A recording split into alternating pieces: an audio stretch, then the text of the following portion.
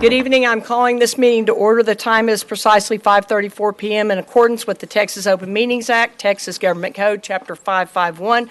This meeting is officially open with a quorum present. At this time, we'll be at number 2 on the agenda, and I'll hand it to Clint Bond to introduce 2 schools that will share the pledges with us this evening. Thank you, Mrs. Jackson. We have 2 schools with us this evening. The first is Daggett Elementary, where Kendall Miller is the principal. Unfortunately, Mr. Miller is unable to be with us this evening, so Counselor Robert Sibley will introduce his students in just a moment. And we also have South Hills Elementary. The student council is here to assist, and Melissa Russell is the principal, and she will introduce her students in a moment, too. So all, let's please stand and recite the pledges.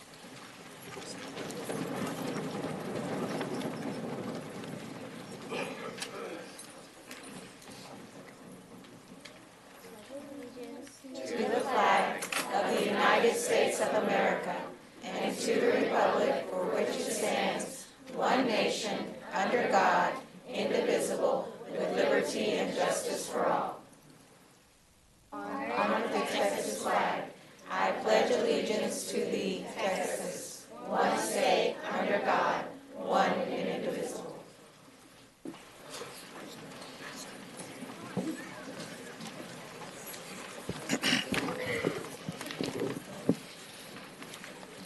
Thank you. Ms. Jackson, members of the board, Dr. Scribner, the students from E.M. Daggett Elementary leading the pledges this evening are Eric Sanchez, second grader, Jasmine Sanchez, first grader, Davion Baker, second grader, Mackenzie O'Connell, fourth grader, Nora O'Connell, kindergartner, Bryn O'Connell, kindergartner, Hannah Wade, kindergartner, and Nate Wade, a fourth grader. Thank you.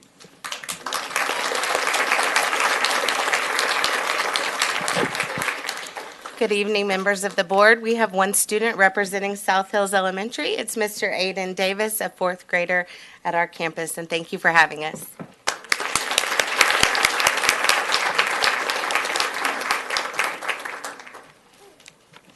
At this time, we would like to ask for the staff and the parents of these students to please stand, if you would, please.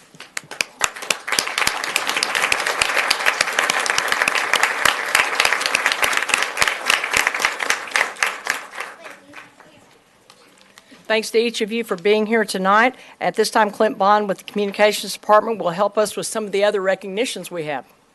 Thank you, President Jackson, members of the board, Dr. Scribner. Our greeters this evening are from the Army JROTC unit at Trimble Tech High School, where Omar Ramos is the principal. I will call their names and ask them to stand, and we'll hold our applause till the end. Cadet Lieutenant Colonel Marcela Vasquez, Cadet Lieutenant Colonel Angie Sandoval, Cadet Major Yoselin Gonzalez, Cadet Captain Fiorella Martinez, Cadet Captain Daniela Sorina, Cadet First Lieutenant Olivia Manning, and Cadet Command Sergeant Major Emmanuel Hernandez. Let's thank them.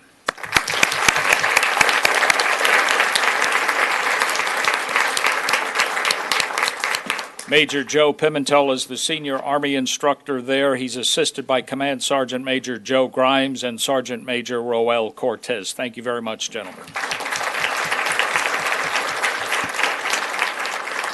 Our parent recognition for this evening comes to us from Westcliff Elementary School. Kim Iorizo, would you please stand?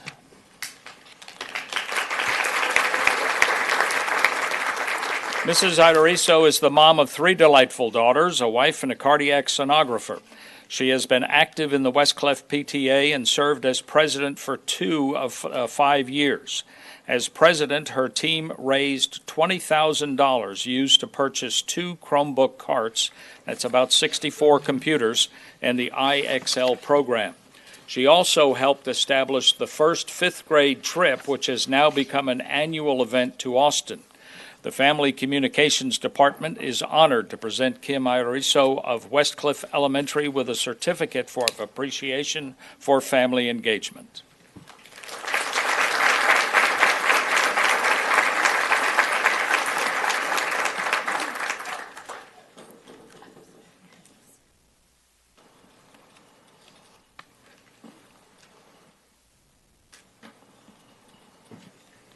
Every year, we take a few moments to acknowledge the accomplishments of our student athletes, both on and off the field. This 35-year tradition was begun by District 4 Representative T.A. Sims. Tonight, we are introducing the high school scholar athletes. Students are chosen on the basis of their grade point average and their athletic achievement, with an emphasis on the GPA.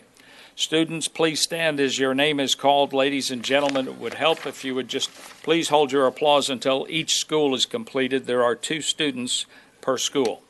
The first is Carter Riverside. Asia Young, 4.26 GPA on a 5.0 scale, track and field and cheer. And Luis Garcia, 3.83 GPA, soccer.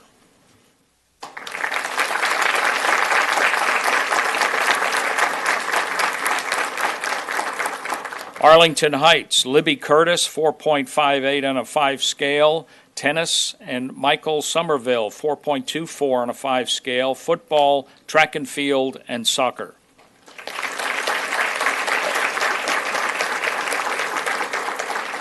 South Hills High School, Cruz Avatia, 3.86 soccer, and Gerson Hernandez, 3.89 football and soccer.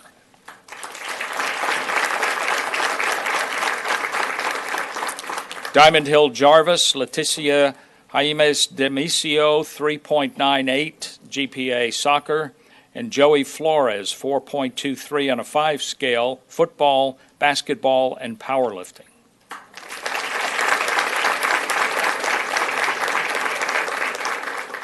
Dunbar High School, Kayla Harper, 3.6 GPA, basketball, and Christopher Romero, who's feeling under the weather and is not here this evening, 4.11 GPA on a 5 scale for soccer.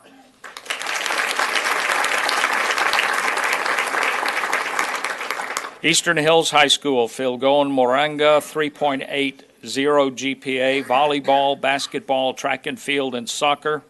And Adrian Torres, 3.83, and I'm going to have to ask, BA, what is BA? Thank you very much. I missed that one. That's what happens when you don't always read your scripts beforehand.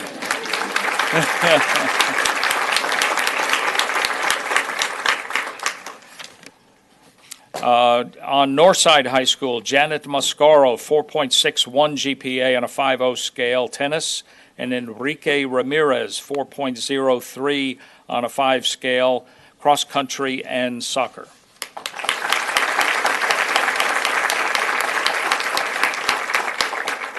Polytech High School, Guadalupe Martinez, 4.38 GPA in a 5 scale, and softball, and Marquiste Esther, 3.62 GPA, football and powerlifting.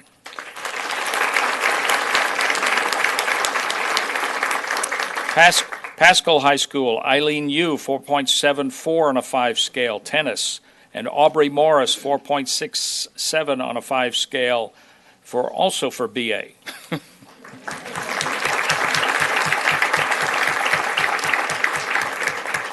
Trimble Tech High School, Jennifer Peralta, 4.44 on a 5 scale, soccer, and Zoe Ray, 4.04 on a 5 scale for soccer.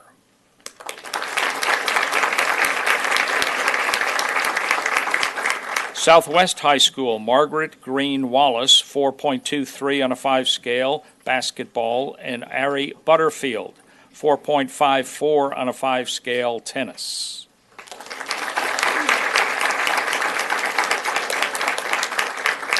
Western Hills, Bailey Robinson, 4.4 on a 5 scale for volleyball, and Yimi Bravo, who is 4.4 on a 5 scale for soccer, and he's not here tonight because he's a saxophone player and he's at a band function.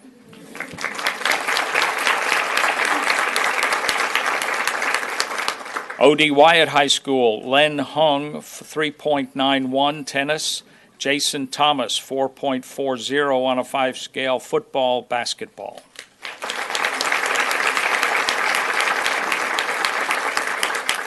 Benbrook, Mercedes Blanchard, 4.40 on a 5 scale, and Alexander Carrasco, 4.37 on a 5 scale. Alexander for BA, and Mercedes for volleyball and for softball.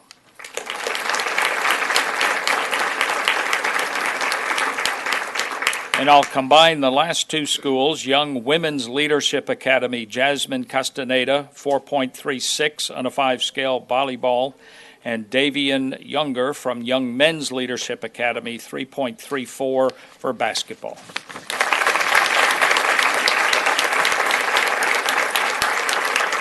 This concludes our high school scholar athlete introductions. Would all of the high school coaches present please stand up or raise a hand so we may recognize your efforts?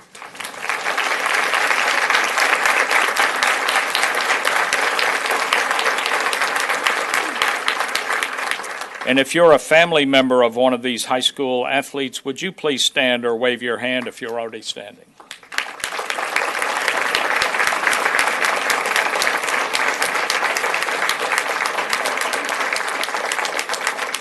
We have just a few other athletes to introduce. The UIL State Track and Field Meet was held May 10th and 11th in Austin, and for consecutive years the district had students compete in the 3 UIL conferences in which our high schools are aligned.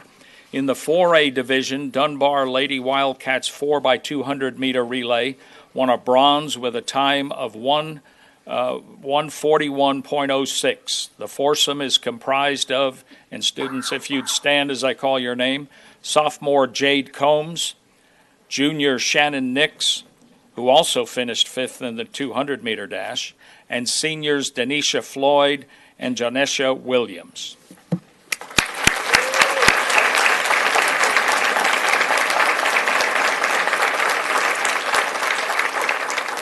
The Lady Wildcats are coached by Lee Matthews Gilliam, a Dunbar alum and former track standout, and the principal is Oscar Adams. Would you both please stand or wave a hand if you're here?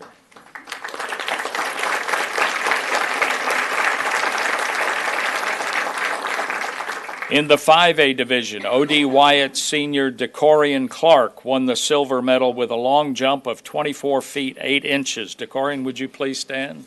Thank you.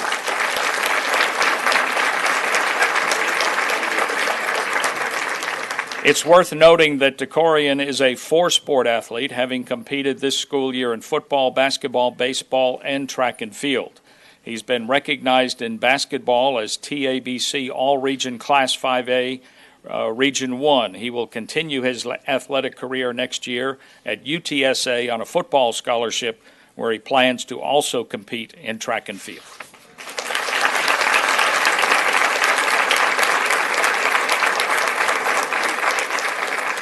The O.D. Wyatt head boys track coach is Tony Kennedy, and the principal is Dr. Mario Lane. Would you gentlemen please stand?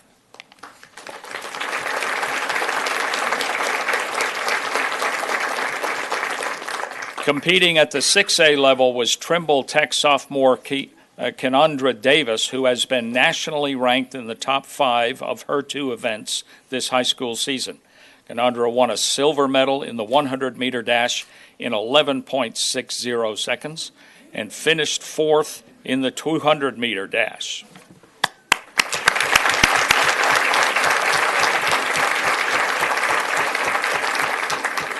The Trimble Tech girls and boys track coaches are Donna Wilson and Clayton Brookins, respectively. Both coaches are Trimble Tech alumni and former track standouts themselves. The principal of Trimble Tech, of course, is Omar Ramos, and would you all stand, please?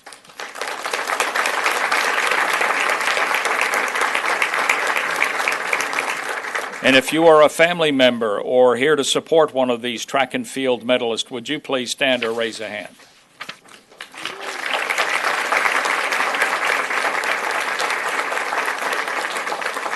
Coach Todd Vesely is the Executive Director of Athletics for Fort Worth ISD. Thank you, Coach Vesely.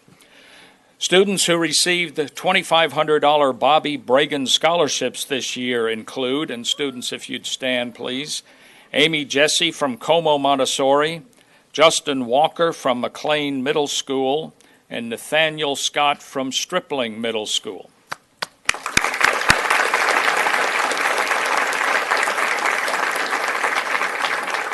Fort Worth ISD had a total of 50 finalists for this scholarship, with a total field of 90 applicants across the Dallas-Fort Worth area.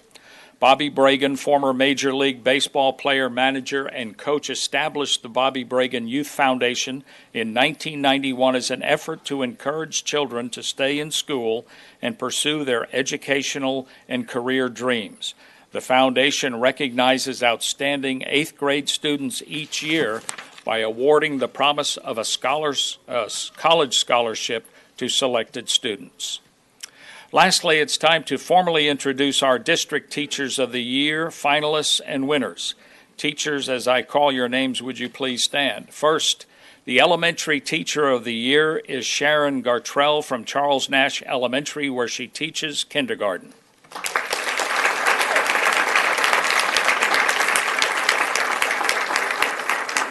She has taught for 12 years and works to ensure her students' first experiences in school are positive. And do you have any guests with you this evening that you'd like to introduce?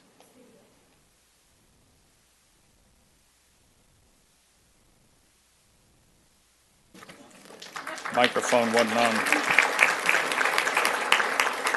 Our secondary teacher of the year is Lisa Yanagita Blow, the AVID coordinator from Eastern Hills High School.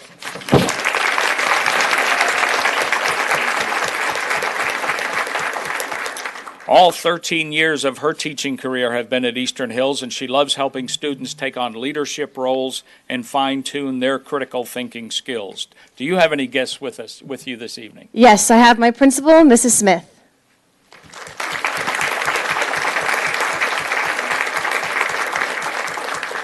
And now we'll introduce our finalists for District Teachers of the Year. Teachers, if you would remain standing as I call your name.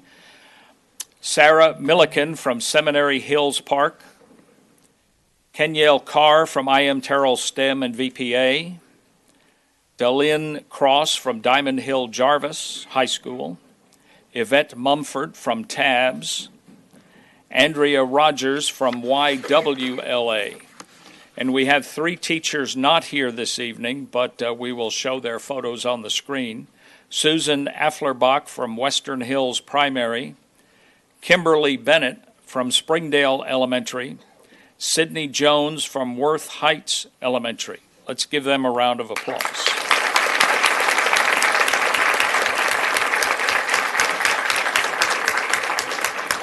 And if you could all remain standing, and the 2 winners also stand up. John needs to get a photo. Thank you, Mrs. Jackson. Go ahead, Becky.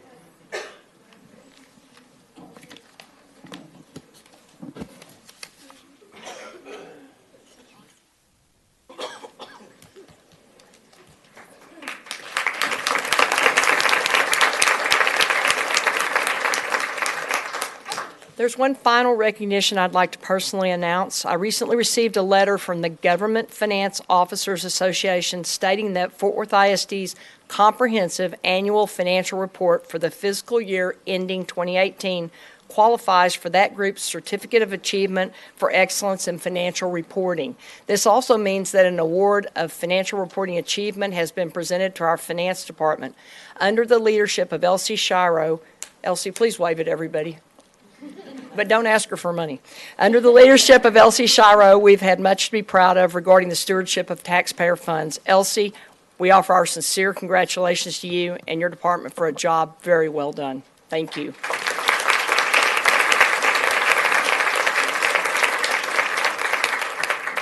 And on that note, we'll conclude the recognitions and take a short break to take some pictures and let those that want to leave, leave.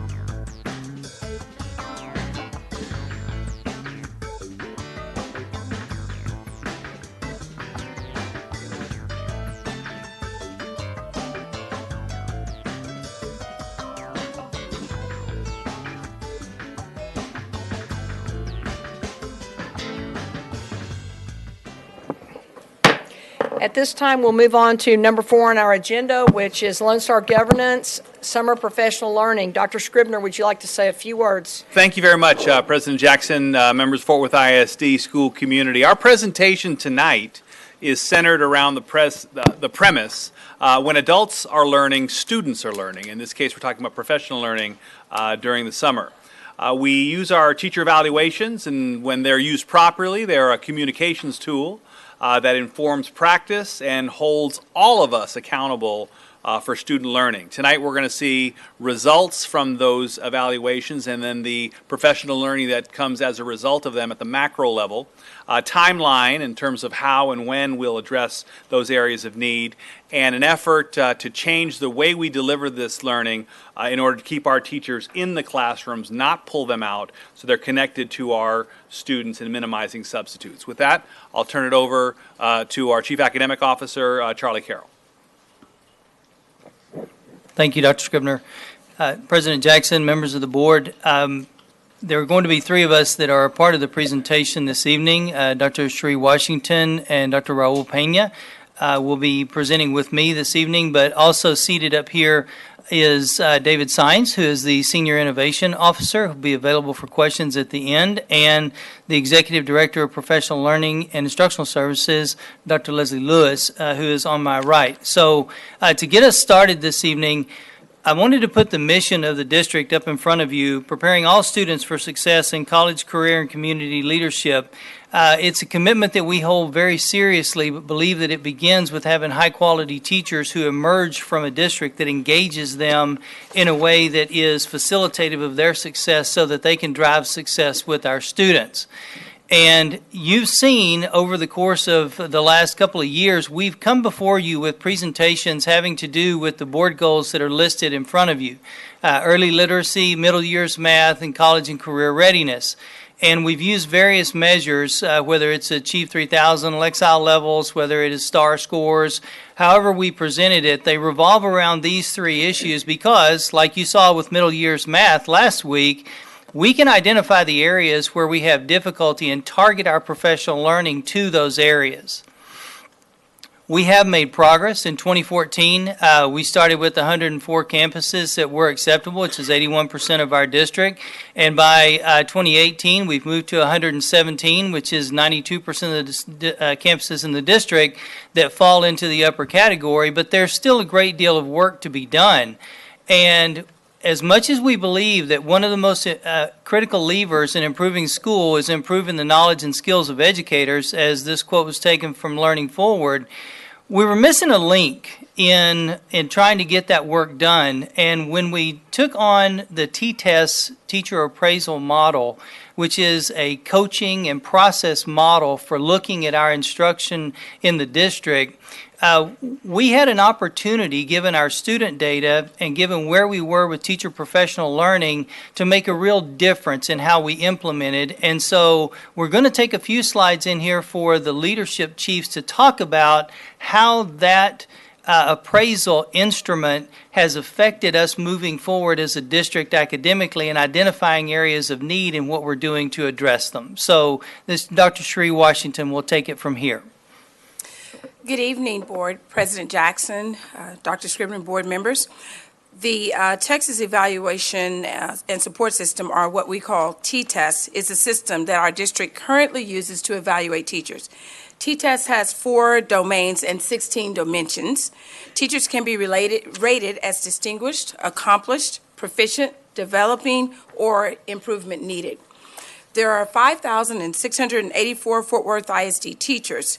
3,912 teachers participated in the T-TEST evaluation process in the 18-19 school year. Because of prior year's performance, 1,000 teachers were eligible to waive their T-TEST evaluations for the school year. Approximately 700 teachers in areas that specialize in special education or dyslexia have a different form of evaluation. Data from our T-TEST process evaluations indicate that there are 3 dimensions in which teachers need greater support. The first dimension Domain 2, which focuses on instruction, and Dimension 2.1, where the focus is on achieving expectations, meaning that the teachers differentiates for high levels of academic and social-emotional support, has been identified as an area of need. 10% of the teachers scored in the developing or improvement needed categories.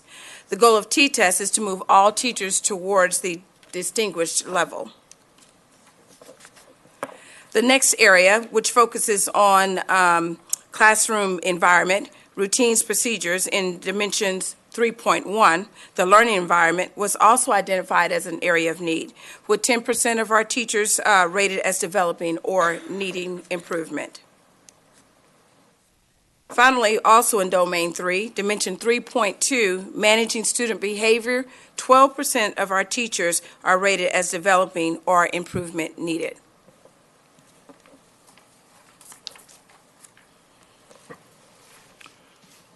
Board, Dr. Scribner, on this slide, you see the timeline, and the timeline represents the teacher evaluation appraisal cycle that begins with orientation for new teachers at the start of the school year and an update for continuing teachers where they will select and have the opportunity to select learning for the remainder of the year.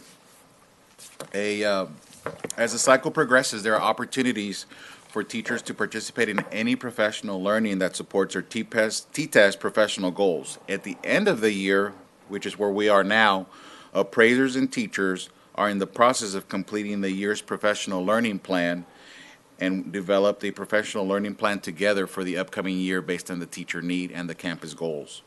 The T-TEST cycle, which is the teacher evaluation system, is a professional growth cycle that's supported by the Fort Worth Independent School District. A few details to add to the timeline include the window of flex offerings for the teachers start from June 4th of this summer all the way through March 31st of 2020.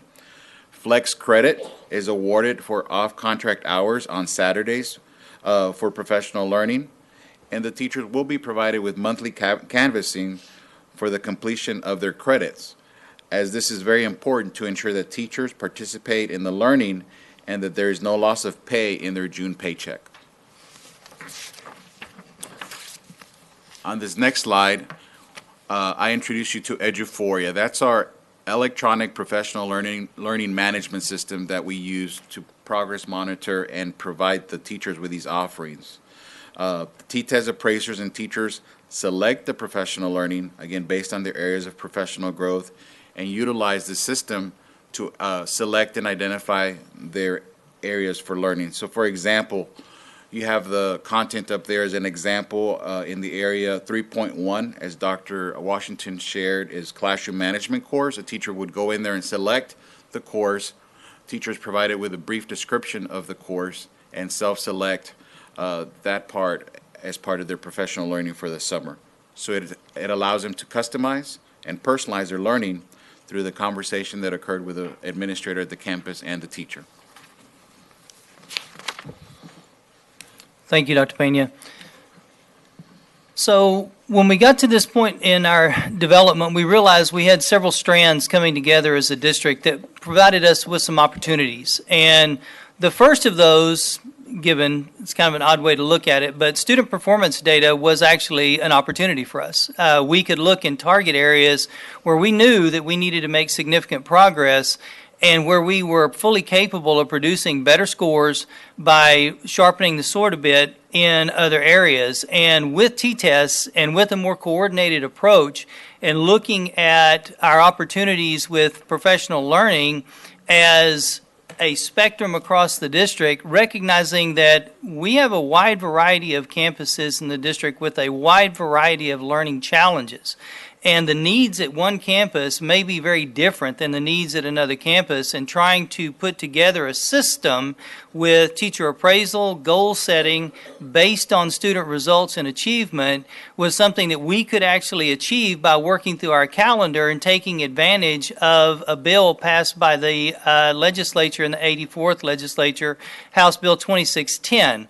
which allowed us to get away from just planning for 180 instructional days and go back and look at 75,600 minutes a year and how we could scale those out throughout the district and be more flexible and more targeted in what we were attempting to offer our teachers.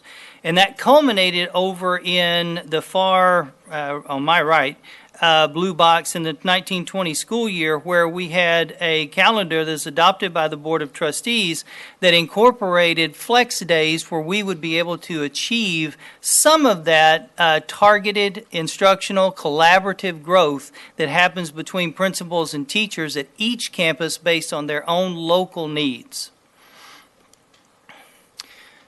One of the other trend data pieces that we used to look at this a little more critically with internal data was we looked at the graph that you have in front of you, which is taken from Good Friday on the 2016, 2017, and 2018 school years. Good Friday is a non-student day. And in the past, it is what we have referred to as a waiver day in the district. It is a day that we have requested a waiver from the state to conduct literacy training in the district. And it's a day when students do not come to school, but parents and teachers do. And it is also a day that many of the districts around us, parents and students are both off.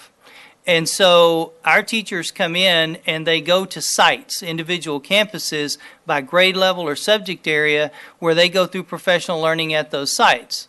What you can see in front of you is the very definition of trend data. And so as we look at this in 2016 to 2018, we went from about 10% of our staff members to about 20% of our staff members who were calling in on those days for various reasons, but it's impossible to look at it and think we don't need to come up with a better system. And so that's where we went with that data. So the flex day become our answer to that issue. And just in case you're asked by constituents or people out there, what is a flex day? I'm going to break it down into these categories, and then we'll follow up with some more information in the next couple of slides. This one, flex days exist only for 187-day full-time teachers. And so in order to take advantage of flex days, it's necessary to understand teachers are fully compensated at their daily rate, but they engage in professional learning that is outside their regular contract hours. So that would be during the summer or on a Saturday during the year when they're scheduled. So the unique thing about these is we, as a district, put together an enormous number of offerings that are housed in Eduphoria that Dr. Pena just told you about. And the teacher and the principal collaborate and come up with when is the right time, when is the right place, and what is the right topic for that teacher to engage in professional learning to address the student needs that exist at that campus. And so as the administrator consults and approves, the teacher selects.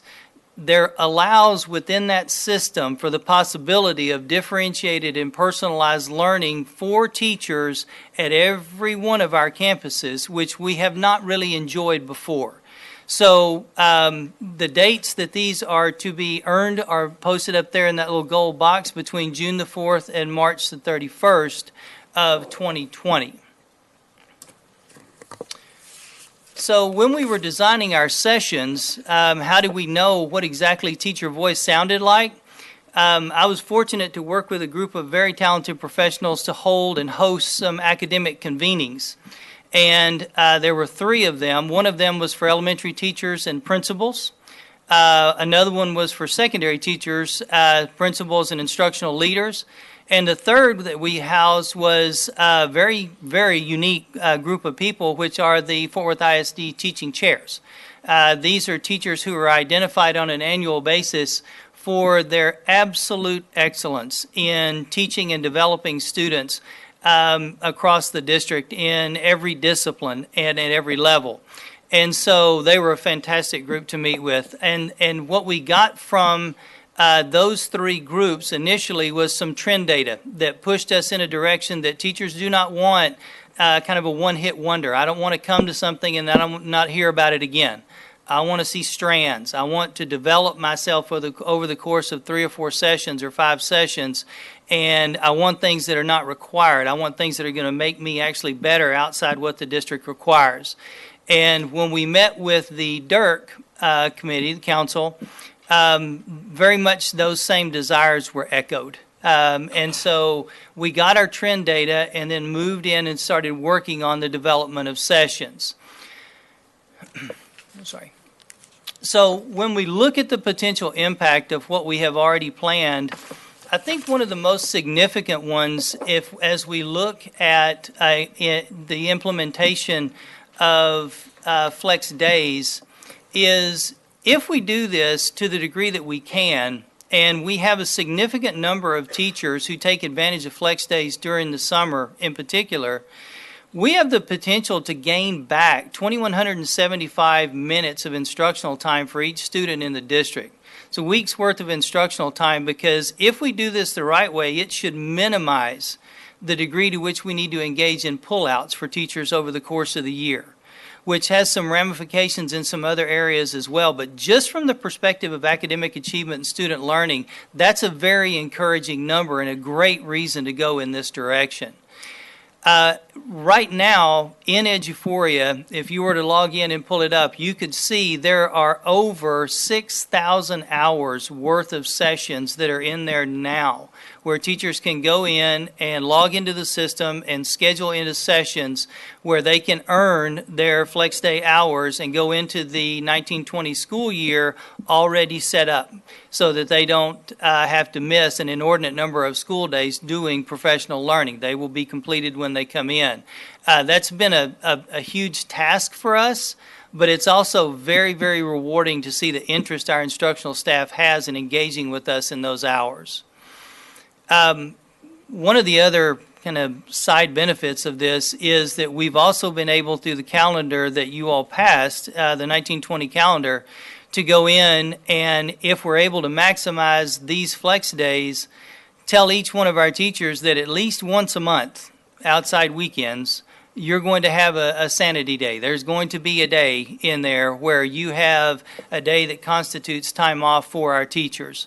And there have been months in the past, I don't know how well you all really just scrub and scrutinize calendars, but there have been some months in the past, and I would identify February and October as examples for you that can get really long because there are no days off. And so we were very careful to build those back in. Within the 6,000 plus hours that are currently listed in Eduphoria, there are already 17,000 plus hours in there, which is about 30% of the hours that are in there that are directly related to the board goals as they exist today. And so we are working toward enhancing those as much as we can to drive forward student achievement. And last, it really does, the system really does support the growth model that we have with T-tests, because when a principal goes in and does a teacher appraisal and comes back and has this goal-setting conversation with teachers within Strive, which is a program in Eduphoria, they sit and look at the areas where a teacher may have had some difficulty. They see where they did really well and can sit in the system and look and see where the teacher needs to get trained and go ahead and put those in that same meeting. And so the cohesiveness of this system compared to what we've had in the past is really quite significant. So this is the direction that we have embarked upon. It has been an interesting process. And it has been, as you can see up here, a cross-divisional process that we think holds great promise for our teachers. So with that, then, we are done with this portion of the presentation, and we would be happy to answer any questions that you may have.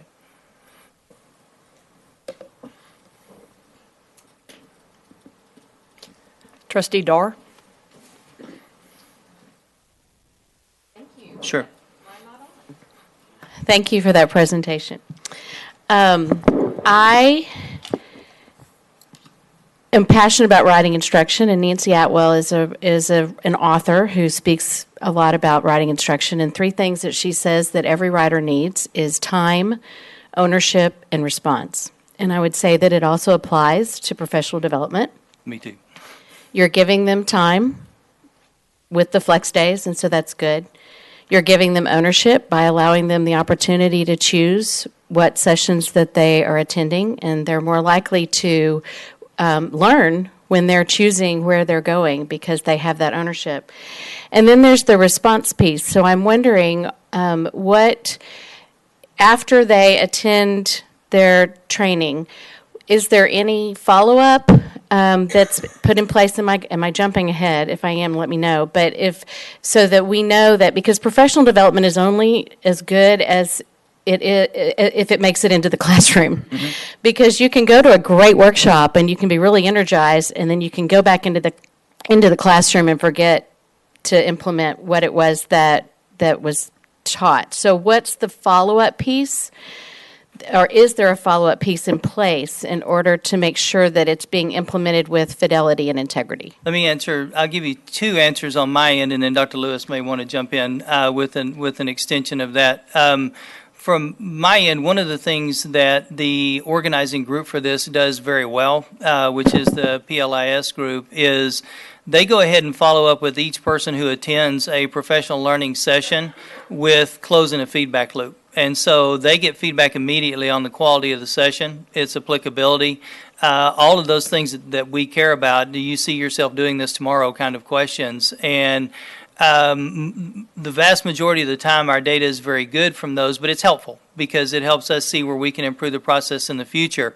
The second feedback loop on that would, of course, be when they sit down with their principal at campus to go through goal setting again, because I can assure you they will get feedback then about, yes, I want to go back to that, or no, I really don't. I want to try something else because that didn't really meet my needs. And so I think we're going to get two strands of feedback, one that'll be straight to the providers, and the other one that'll be straight to an assessor. Now, going back into classrooms and checking on the application of a lot of these, I'm less equipped to talk about, because a lot of that I think will probably be a campus-based process. And so if one of the leadership chiefs or Dr. Lewis wants to jump in, that's fine with me, Ms. Starr. Can I ask a question about Sure. what you just said?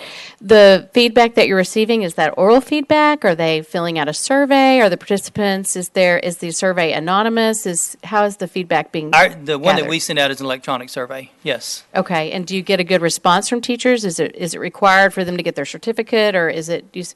Ours is, my understanding of our return rate is about 30%.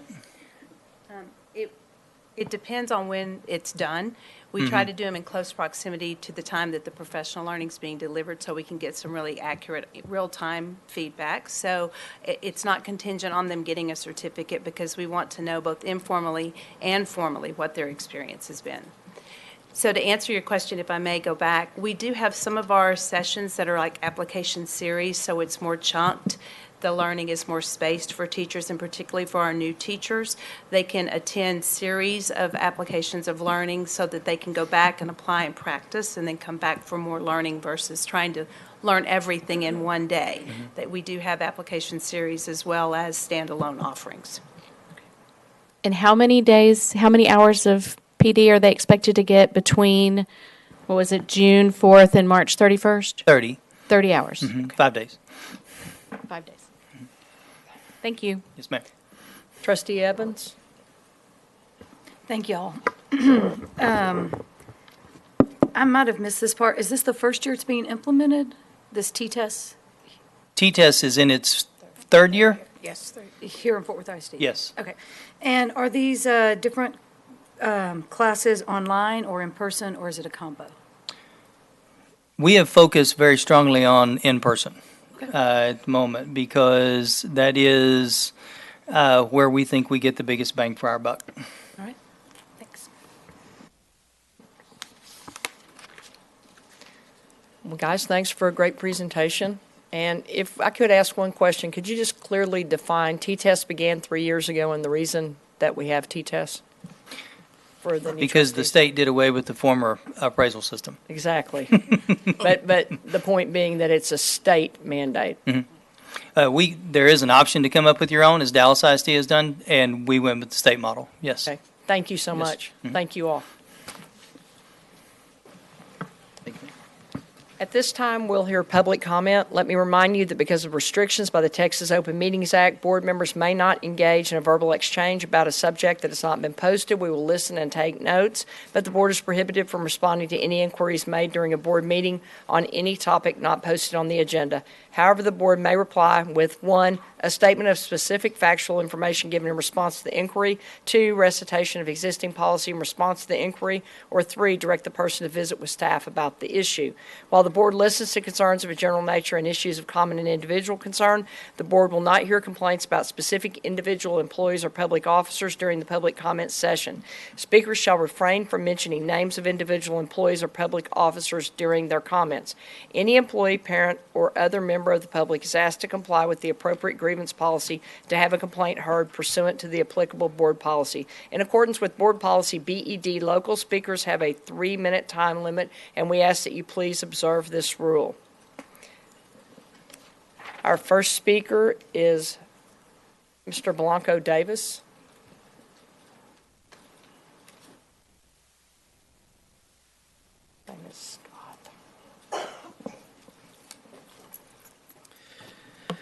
Good afternoon, esteemed board members, new and returning, and Superintendent Scribner, good afternoon. I'm coming here today about information presented in the April 23rd meeting concerning our Gold Seal schools, or specifically ours. Let us start with what focus groups did the auditors talk with? Not one student, parent, teacher, or administrator from our school family were members being consulted. We wonder if anyone in any of the other Gold Seal programs were invited to the focus groups. Now let's speak on the audit itself.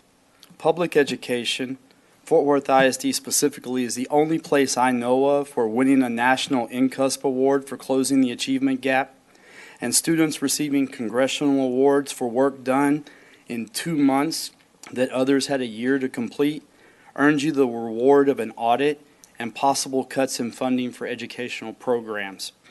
Funding.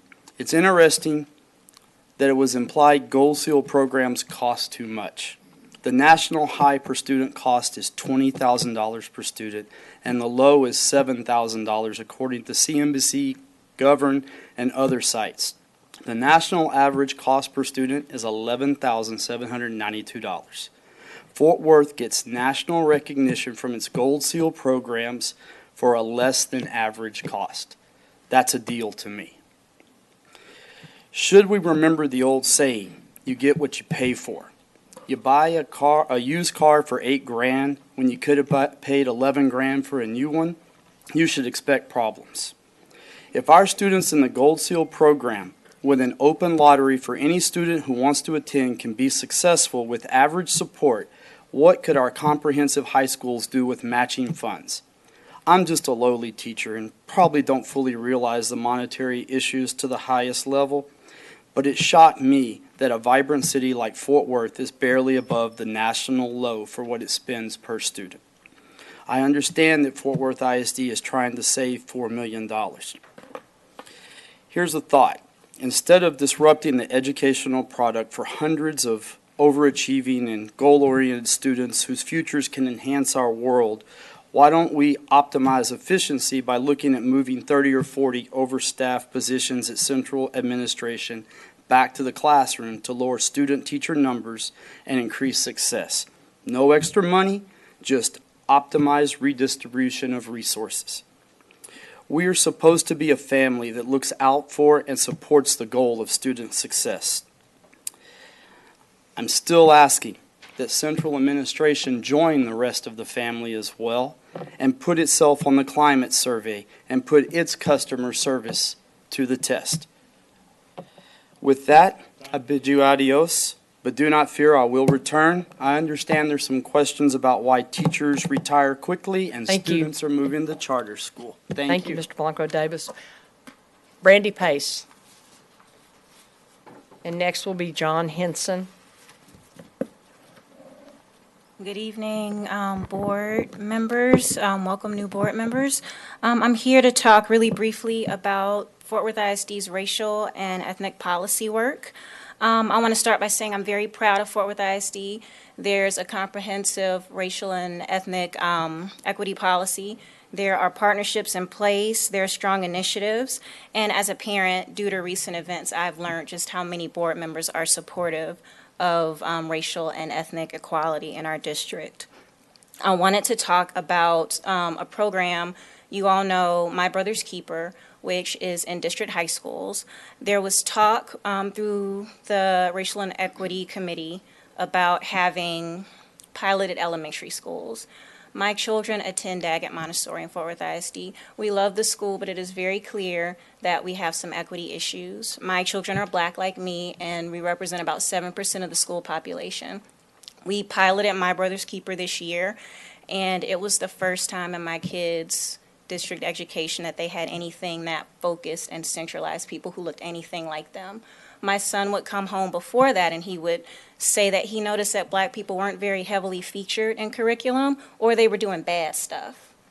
So this year was really meaningful for me, and I recently found out that program will no longer be able to be funded by our school because, as an elementary school, the funding is on the backs of the school and the PTA. And so I asked the district to consider more broadly funding programs like that. In the policy that was created, it says that, excuse me, I'm sorry. I'm a teacher and it's easy to talk to children. It's not as easy to talk to adults. It says that we're supposed to create opportunities for children to learn and culturally competent opportunities. We're supposed to have those programs there. And so something that meaningful is a very big deal to me and my children when they don't see themselves reflected.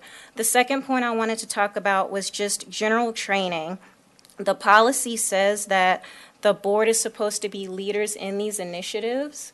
The board has not all been trained.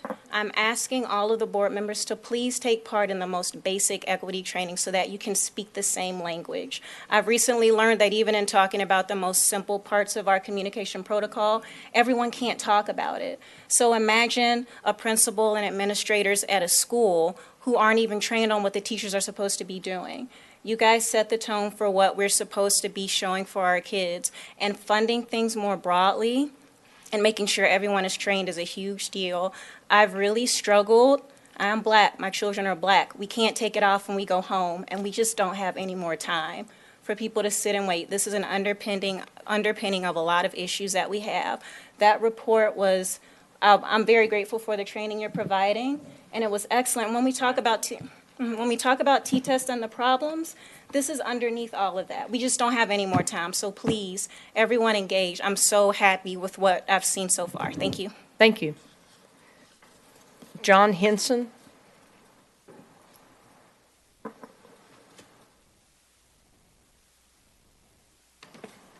Good evening. My name is John Henson. I am a senior at Benbrook Middle High School and a baseball player on the best team in the Fort Worth ISD, the Benbrook Bobcats. I, along with my fellow 6 senior teammates, have played on the team since it started. Since I was in 8th grade, myself, my teammates, our coaches, our parents, and the Benbrook community were told at various times by individuals in this room that we would have our own very home field to practice and play on. I graduate next weekend, and myself and my 6 senior teammates will never play on the field that is finally being built. We just want the current board members, the past board members, and the Fort Worth ISD administration to know that while we are disappointed that we will never play on our own field, we owe you a bit of a thanks for not delivering on your promise to our community. Riding the bus every day for 4 years, 32 miles to and from practice, brought us closer together as a team. It gave us opportunity to talk about a loss after a game, talk about what teachers we liked or didn't like, talk about girls we liked or didn't like. It created a bond that you cannot break. It made us into the team we are today. Our goal this year was to win district and see how far we could go into the state playoffs. We won district. We are still playing.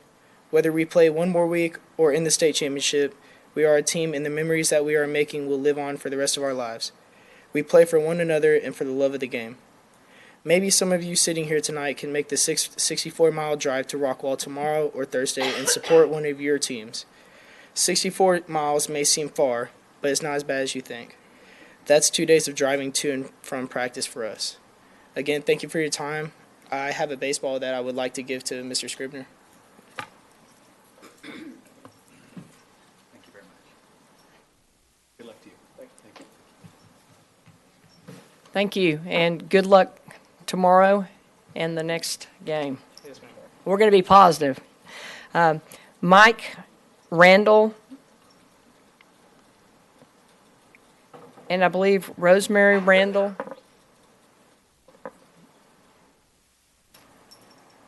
Good evening, members of the board. My name is Rosemary Zor. I am the founder of the Fallen Officers in support of the Robert L. Zor Foundation. My father was a police officer that was killed in the line of duty when I was 7 years old. And we are here because we're having a co-ed flag football tournament at Farrington Field. And I want to thank you guys for partnering with us and letting us make this event possible. It's going to be June 15th, 2019. Hi, my name is Mike Randall. It's the Garrett Hall, first annual Garrett Hall Blue Bowl Co-ed Flag Football Tournament. And I tell you what, we love Texas. You guys, this has been a great community, and we love being here. And we are having it out at Farrington Field, and we just thank you for your support. We do have some flyers and some posters, and we're just encouraging everyone to unite the community for this great cause. We do have some congressional leaders, the Mayor Betsy Price, Congressional Roger Williams, Sheriff Rayborn, and others will be speaking during the memorial piece. And then it's a flag football co-ed tournament, so I expect all the board members up here to get your game on. I think you can play, and it's co-ed, so it's all for fun. We'll have current and former NFL players there, and it's just a wonderful experience for the public to come out and support it. It's free spectators, and we're encouraging all businesses, all families, and all friends to register a team for this first annual to support not only law enforcement, to unite the community, but honor the sacrifice of Garrett Hall. Thank you so much for your time. Thank you. We will now recess and reconvene in the board conference room.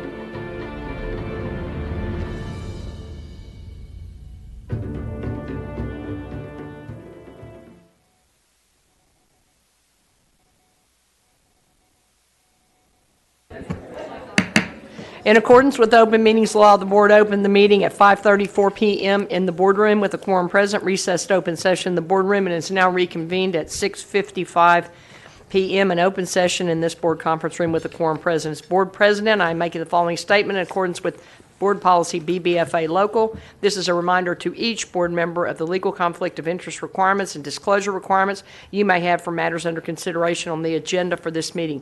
If required by law, board members shall recuse themselves from all discussion, shall abstain from voting on any matter pertaining to such disclosures. Are there any questions concerning consent agenda items? No. Trustee Robbins? Thank you, President Jackson. On item 8D on page 48, having to do with the interlocal agreement with the city, it says under objective and goals 1.12 that we want to increase the achievement gap between lower and higher income students. Don't we want to decrease the achievement gap? I certainly hope so. That likely is a typo. It would be nice if we used On page 48? Page the term 48. opportunity gap if we Item could. 8D. It's the second goal and objective. I kept reading it, and it just didn't sound what we wanted to do. Is this increase the achievement? Increase the achievement gap. Oh, the document is sitting. Oh, the city. No, there are partners in this. We'll have different no. Number 2, increase the Yeah. achievement gap between Yeah, the lower and no, higher income. Right. We'll pass that along, and we'll make the Yes. typographical. Yes, yes, thank you, sir. To Thank you. decrease. Good, That's thank all- you. That's all I have. Thank you. That's an awesome catch. Yes, it is. Let's hear it for Norm. Trustee Evans. B3, the teaching trust.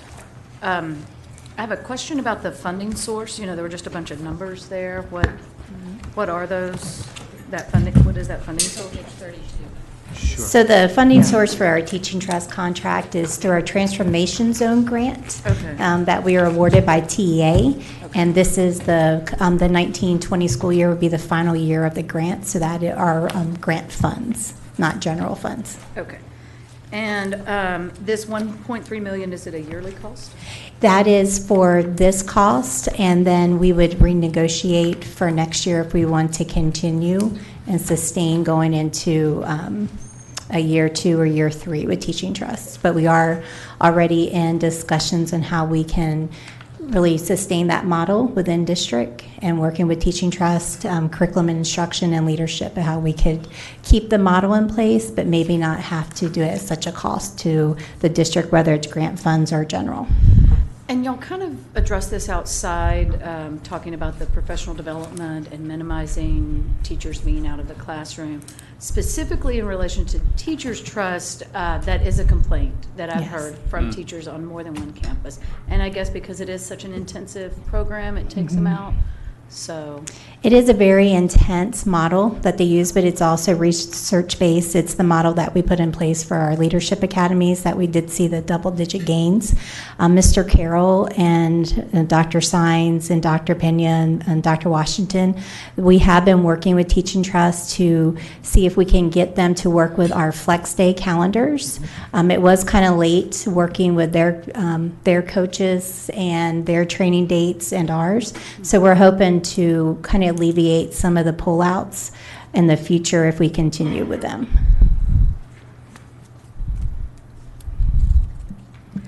And then I have a question about item C. Similar questions, the funding source. What's that, those numbers, that special revenue? Yep, page 42. Catalytics. It's your catalytics. Oh, yeah. So it is the same funding source for the Transformation Zone grant. We secure their services to help us make sure we're in compliance with the grant and to help us do our call for proposals. It's a very intense process, and there's a lot of regulations we need to follow with TEA as well, and this person helps us kind of make sure we're in the guidelines of the grant and maintaining everything. And actually, I'm sorry? TEA funding. TEA funded, yes, through the Transformation Zone grant. And they recommend that we secure assistance for that part as well. I have a quick question. Who has the liability? We have the consultant. Who has the liability if there's an error? Is it us or is it them? We are the one who, it would be jointly, but TA does check everything we submit. We get feedback from TA. We're on daily calls with them to make sure everything we submit, we're in line. This is a new process with TA and us together. The Transformation Zone grant, we're one of the first districts that have actually received a grant. So they have been very helpful on TA's side to make sure that we're all are on the same page, and sometimes the guidelines have not been written in advance, and we are going as we plan, but they have been very helpful with that. Great, thank you. You're welcome. Any other questions? Seeing and hearing none, thank you guys for being here. Thank you. We're going to go into executive session. Here.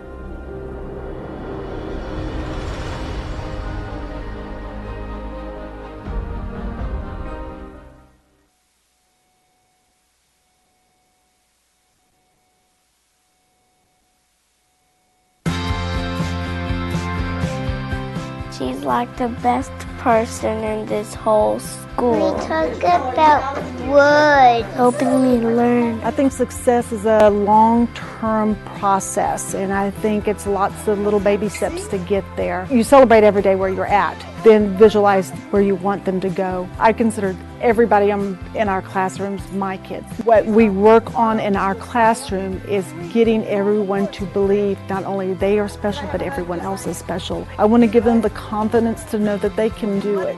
Children have a right to education. You are there to meet their needs. Your attitude can set the tone for the entire day. I do thumbs up, I do high fives, I do a wink. They just want that interaction with you. It takes you where you need to go with the student. They know if you're real. I'm grateful to Fort Worth ISD. They helped develop me as the teacher I am today. She's awesome. She's very nice and she wants us to be successful. My number one goal when students walk into my room is that they all like math when they leave. I want them to really understand where math can take them. I love to hear the different ways that they get to answers because that teaches me how they're thinking. I think I'm at my best in the classroom when I hear students teaching. I tell them all the time we want to be teachers and not tellers. Just hearing them sound like me makes me have a good day. She's always on point. She doesn't want to waste time. I just involve them in any and all parts of my teaching that I possibly can. I try to meet them where they are. That relationship helps them to trust me. She cares about us because she wants us to pass the grade. I had a student this year. She said, Ms. Bennett, I don't like math. Very beginning of the year, I said, okay, Ruby, that's my challenge. Just a few weeks ago, she said, Ms. Bennett, you're going to retire. I'm going to come back and take your place as a math teacher. If you're going to be a teacher, just love what you do. And at the end of the day, someone's going to call you a hero. She's nice. We hug her. She's the awesome teacher ever. Success in the classroom is when I see my kids having so much fun, they don't even realize they're learning. She loves us. A classroom that's full of love, laughter, smiles, and high fives is a classroom I want to be in. We do high fives all the time. Our classroom is very fun. They love to create in the puppet center. They love to display their writing. They love to build with the blocks. They love to be creative. Success in the classroom is built on strong relationships.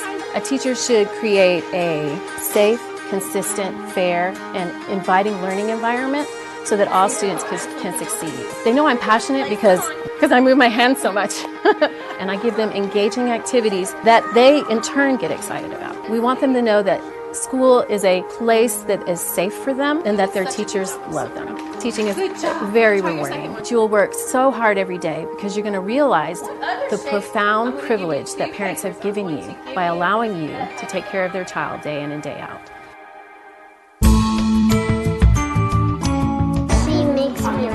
She is smart. She's very fun. A good day is really just a day where kids are laughing and we're learning. A lot of times there's music. I just need somebody. This group really likes Help by the Beatles. So they all kind of stop and dance and sing to that one. Take the time to enjoy those fun times in the moment. Listen to the joke. Let the kids share. Read a book just because it's interesting or funny. Students expect teachers to be good listeners as well as speakers. Success. Them working together and to work through when stuff is hard. If you are struggling with reading, we just keep working at it until it's easier. When I came to Fort Worth ISD 4 years ago and started working at Worth Heights, I was amazed at the warm welcome I had, and it is really a lot like a family there. Everyone in this district has a passion for kids and a passion for their future, and I'm glad to be a part of it. She's very important in my life. And teaching is rewarding, but it's hard work. But there are moments that make everything worthwhile. And most of the time, if you really look for them, they happen every day. She's amazing. She's very energetic. She helped me read better. Every student deserves a good teacher. I love interacting. I love letting them know that this is the real world. I've been known to do a little dancing. It's really funny when she does it. They don't think I can dance very good, but I'll do like solid, solid. And so I incorporate all this into, like recently, science. Reflection is the bouncing back of life. It's hands-on. It is the bending of life. they're really doing what they're supposed to do. And I know some people might walk in and think that they're not, but they really are. Like, I made learning fun. I feel like I want them to know that I just love them because they're going through a lot in their lives, and that I'm one stable person in their life that they can count on. She was always the one who was there for me. I'm a big believer in relationships, and I love to hear how respectful they are to each other. And I think that comes from me being open. I hope that they will leave the classroom knowing that I truly, truly care about them. I truly believe I'm meant to be at Seminary Hills Park and Fort Worth ISD because of the kids. Teaching is the best profession ever.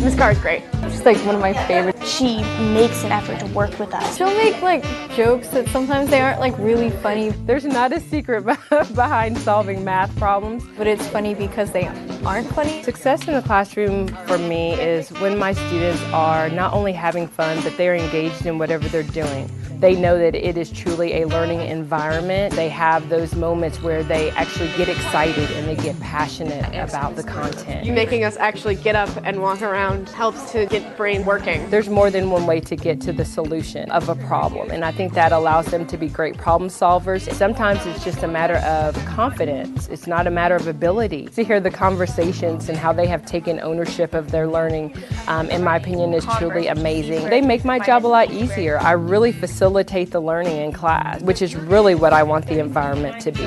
The relationships and the impact that you have with the students is what's truly amazing in teaching. This represents all of my students at Diamond Hill Jarvis High School. I'm a safe motorcycle rider. Every one of my students had an opportunity to sign this helmet. You are the best teacher in the world. Haley with a heart, we love you. They are the reason I teach. She cares about every student in her class. They are the reason I come to work every day. It's fun, it doesn't bore you. I think because I love what I do, it's a little bit easier for me to help them love what I do.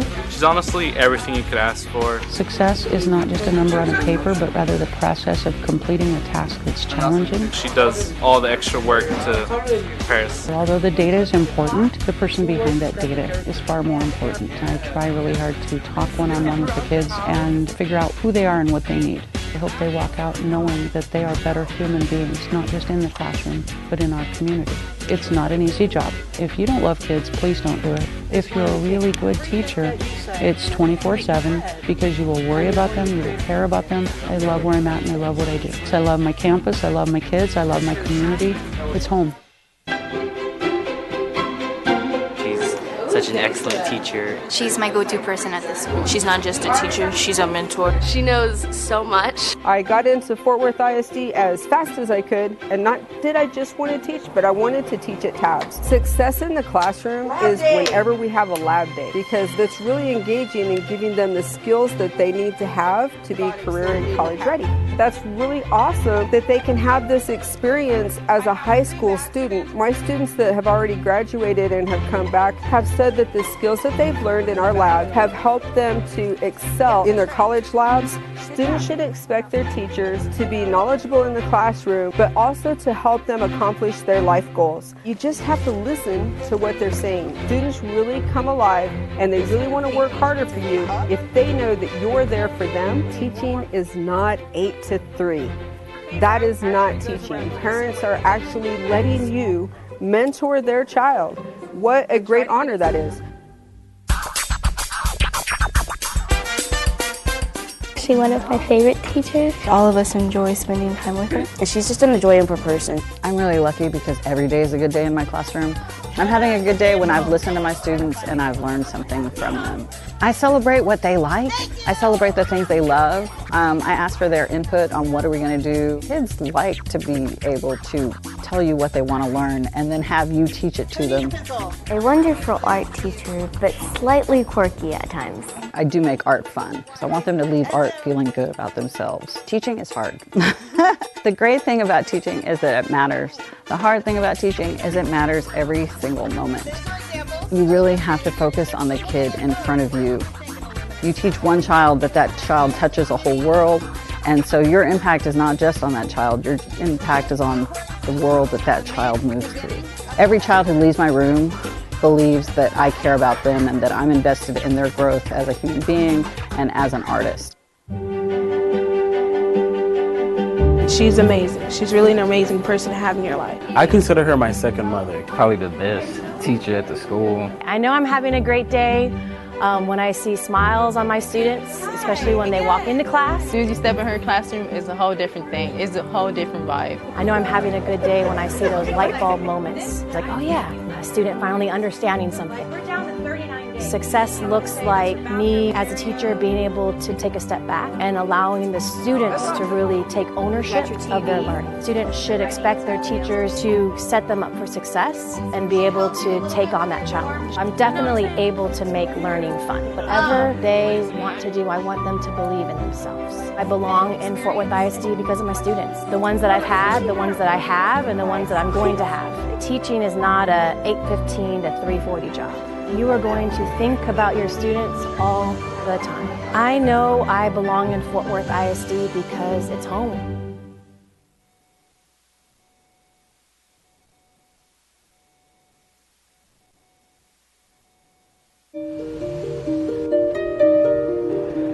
Something that is really interesting in this piece, as you can see, Christ is wearing a very bright red color to catch your attention. The valley behind her, it represents stone, like what she's going to be like when she gets turned into stone.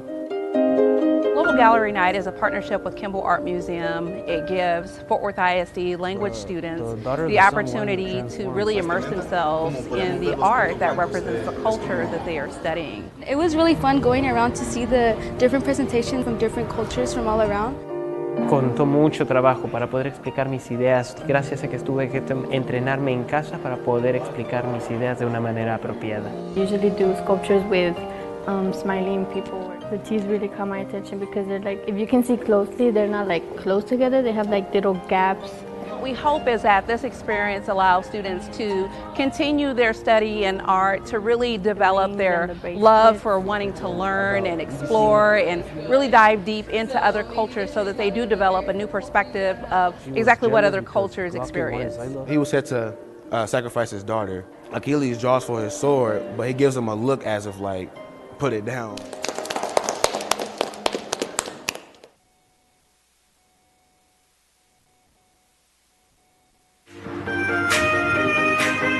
Welcome to Fort Worth ISD's Partner and Volunteer Appreciation Luncheon. In this room this afternoon, we have guests who represent civic groups, community organizations, nonprofits, churches, the military, government offices, and businesses, large and small. This year, nearly 13,000 volunteers have logged more than 42,000 hours in service to our schools. This is the Vocal Warriors from Wedgwood 6th Grade Center. Please welcome the Vocal Warriors.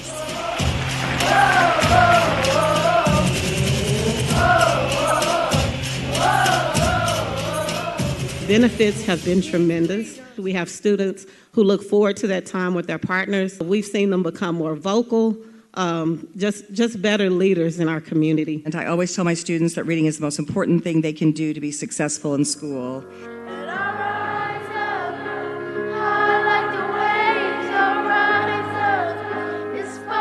And when you have individuals who take the time, they come, they work with your kiddos, they work with your young scholars who are first and second graders, and you just see the light bulb go off.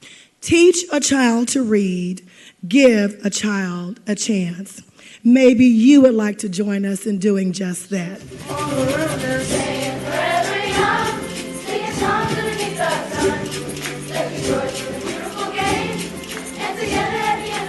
Through our community partners that we've been able to support our staff, our students, and our families beyond the classroom and beyond the doors. I want to remind you that all kids have potential. My kid, your kids.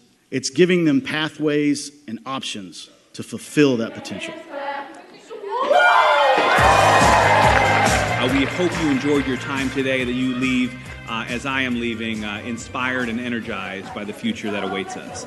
Please remember, you belong here, aquí perteneces, and I thank you again for your investment in our students. Have a wonderful day. Thank you very much.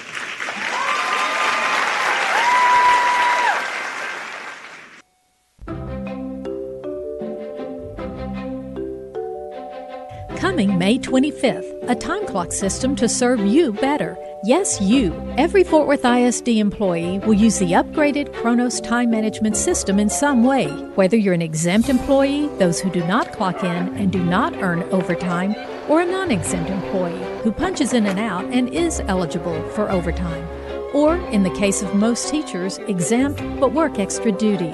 This new system keeps track of it all, and you can access it all. You'll be able to check your sick day, personal day, and vacation day balances in real time instead of the previous pay period. Review your time card on your time to make sure you're paid the money you've earned. You'll have access to the timekeeping system on your personal computer. And if you download the Kronos app, you'll be able to use most smartphones to perform the majority of these functions. As with any new system, some training is required. Check your email for the new timekeeping system message that contains instructions for viewing training videos. These video courses let you customize your training to meet your specific needs. As we said, the new system goes live May 25th. So be sure to set aside 15 to 20 minutes before the launch to watch the training videos that apply to you. It's about time. Your time.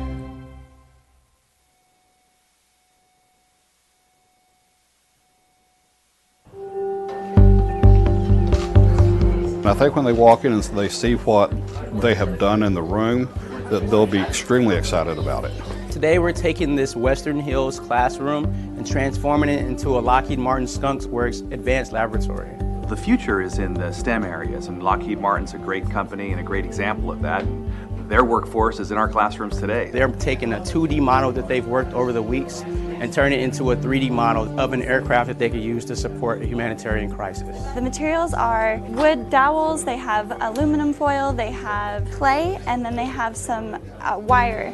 And what they're asked to do is basically create a structure and then utilize the different materials to create dynamics. So it has to be light, it has to be able to achieve the mission that it was designed for. With me, I like to design things, and doing something like this allows me to actually get hands-on instead of all digital is what I usually do. The head or the bigger the foil is, the more drag it's going to act. Very important for our students because it teaches them to think outside the box, and activities like this actually make them look at how to make everything mesh together and how they can apply things in ways they've never thought of. It's a great opportunity. I love it. It gives you a lot of opportunity to be who you are if you want to be an engineer. We're trying to achieve learning to a level in education that will inspire them beyond this classroom. This gives me a possibility of actually being an engineer in the future. This is an extraordinary opportunity for these students. We're making an airship. And one that I hope they'll remember for all their lives.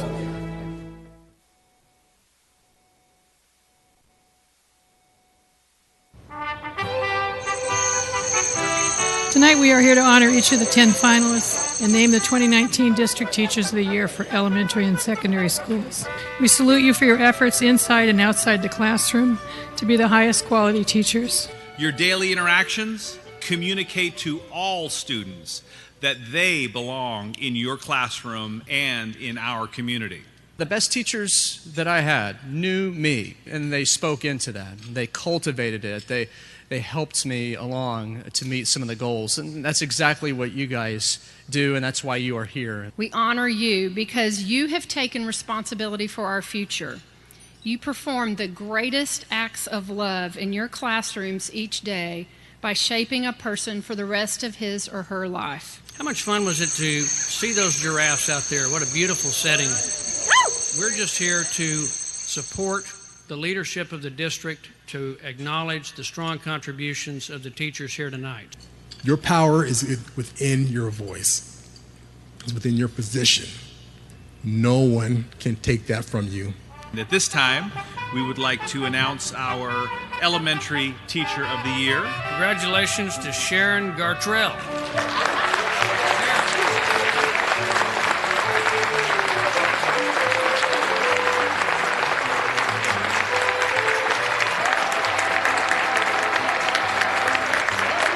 The Secondary Teacher of the Year for 2019 is Lisa Yanagita Blow.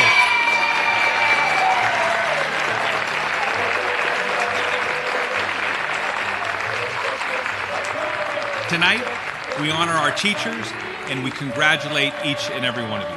Thank you very much.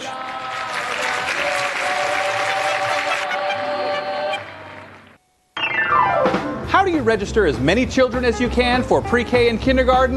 You got to hit the streets. And my ride's here. Hey, LaTanya. Hey, good morning, Dr. How are you? I'm great. Great. Let's roll. Let's do it.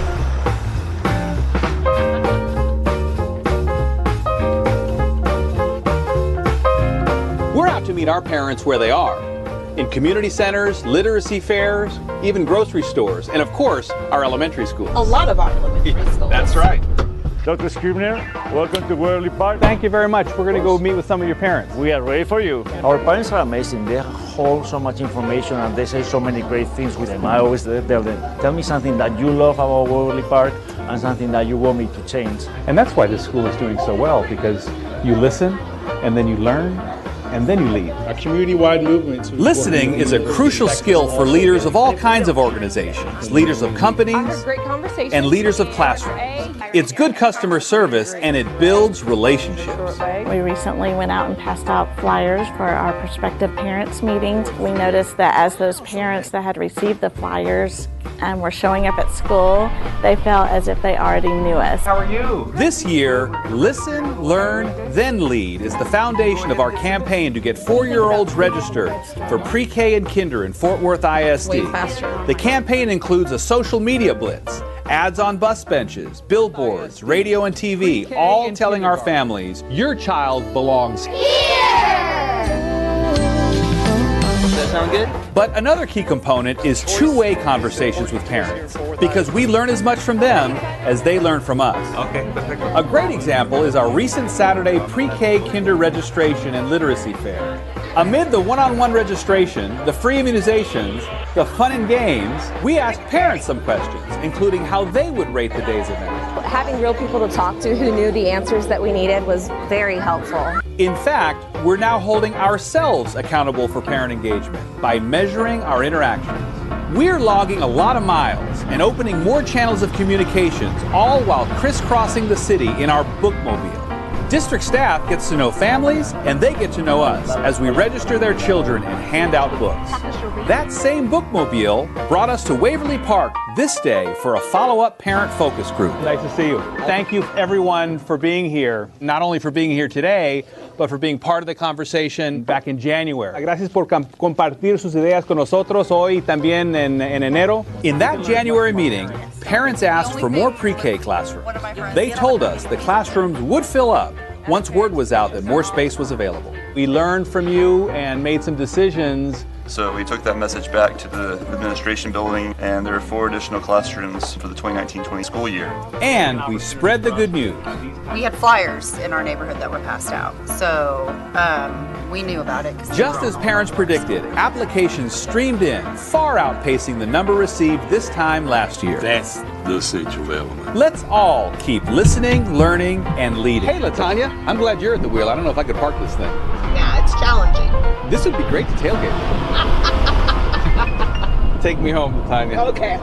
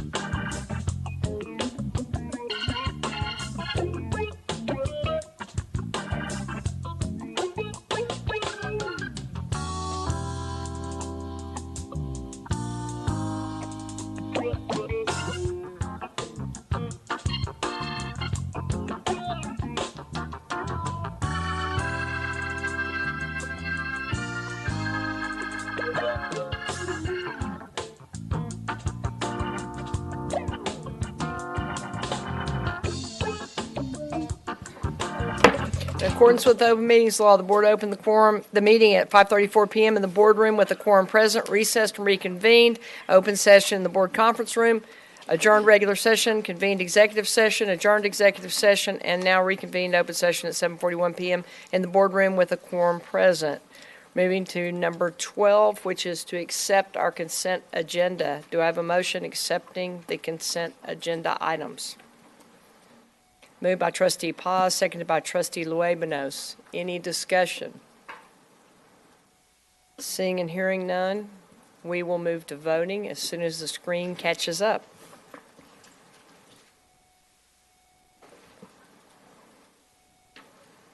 And the motion passes unanimously. Moving to action items number 13 on our agenda, there were no items removed from consent agenda, 13A, and then 13B. There are no personnel items. Moving to 14, action agenda items. No action required on items A, B, C. And we are moving to 14D, approve the campus turnaround for Poly High School. Moved by Trustee Luebanos, seconded by Trustee Ramos. Any discussion?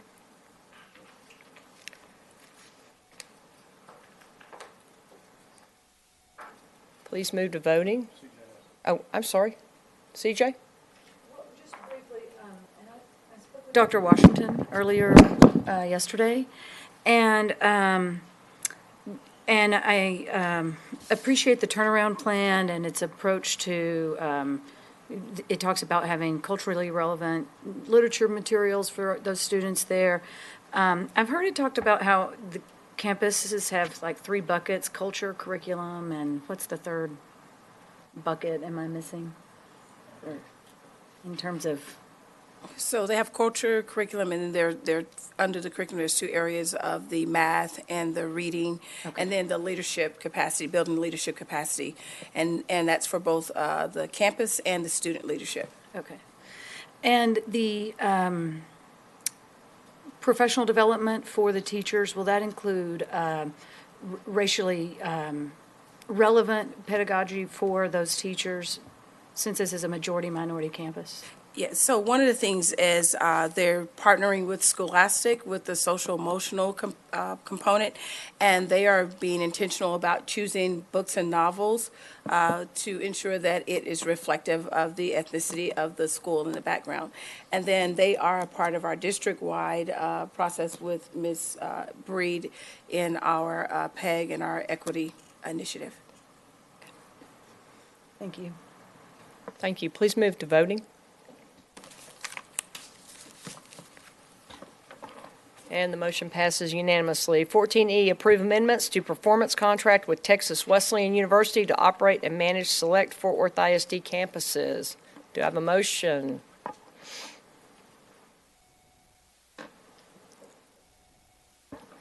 Moved by Trustee Luebanos, seconded by Trustee Robbins. Any questions?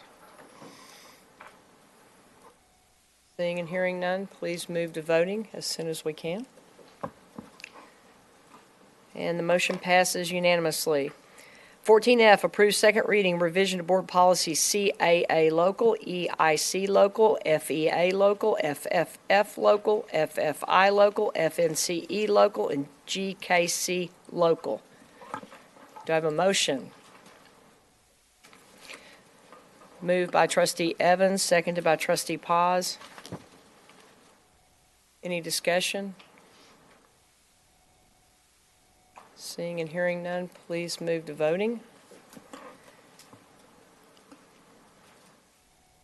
And the motion passes unanimously. 14G, approve second reading revision to board policy DHE local. Do I have a motion? Moved by Trustee Robbins. Seconded by Trustee Phillips. Any discussion?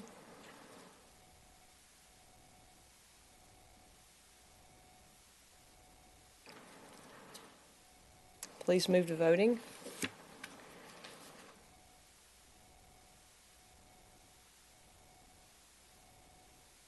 And the motion passes unanimously. At this time, we'll move to 14H, election of Board of Education officers, and I will hand that off to Dr. Scribner and to council. Board policy, BDAA local, which states that the superintendent will serve as chair and will preside over the meeting during the election of officers until such time as a president is elected. So the gavel goes to Dr. Scribner, and he will open up nominations for board officers, and any board member can make a nomination. Once all of the nominations are in, Dr. Scribner will close the nominations, and then you will start in the order of the nominations as they were given to Dr. Scribner, and you'll vote on each nomination until all offices are filled.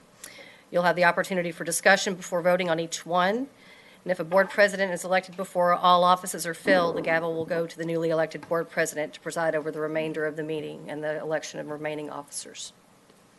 Thank you. In accordance with Board Policy BDAA Local and Robert's Rules of Order, nominations are now in order for school board officers. Are there any nominations? Yes. I nominate a slate that would include Jacinto Ramos as president, Toby Jackson as first vice president, Anael Luis-Buenos as second vice president, and Quentin Phillips as secretary.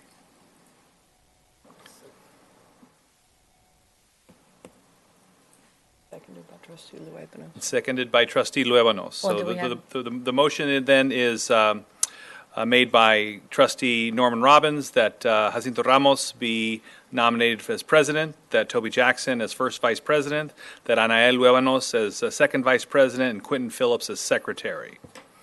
Are there any other nominations?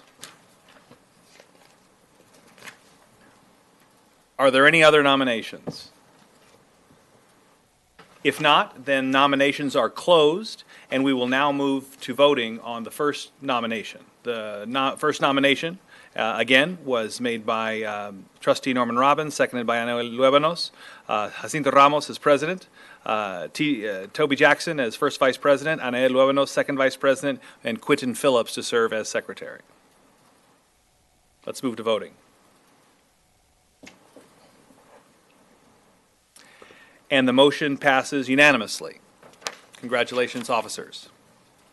There you go. At this time, there are no grievances, and we'll move to 15, comments by board members. Trustee Ramos. I want to begin by, similar to last board meeting, we had some special guests in the room. We tonight again have another special guest in the room. We have the Honorable Makai Ali, the board president of Compton Unified in California. Good to see you, sir.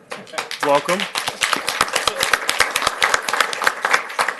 Also, the immediate past chair of CUBE, the Council of Urban Board of Education.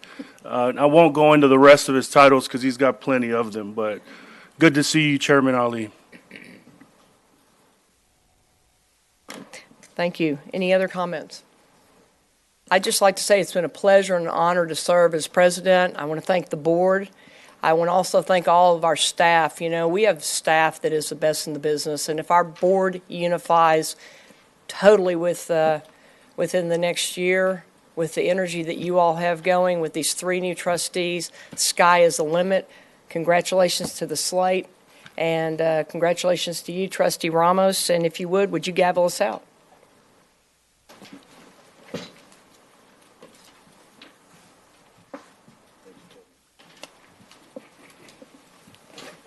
So with no other comments, no other business, this meeting is adjourned. All right.